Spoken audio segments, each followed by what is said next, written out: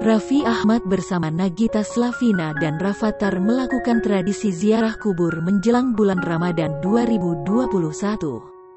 Seperti diketahui, ziarah kubur berarti mengunjungi makam sanak famili dan mendoakannya.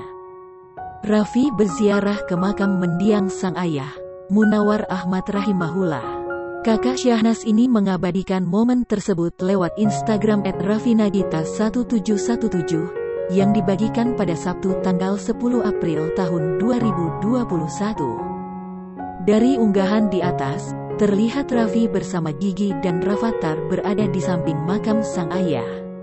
Raffi juga mengabadikan momen saat menabur bunga di Instagram story-nya. Saat menyebut doa Rafattar ingin memiliki adik, sang putra mengiyakan dengan anggukan. Raffi kemudian merekam momen saat Rafattar menabur bunga di makam Munawar Ahmad. Menantu Rieta Amelia membeberkan bahwa di sebelah makam ayahnya ada dua makam saudara Munawar. Namun, aksi Raffi bersama Gigi dan Rafattar ziarah ke makam langsung menjadi perhatian. Namun, ada pula netizen yang menyoroti makam ayah Raffi yang terkesan tak terawat lantaran banyak rumput liar.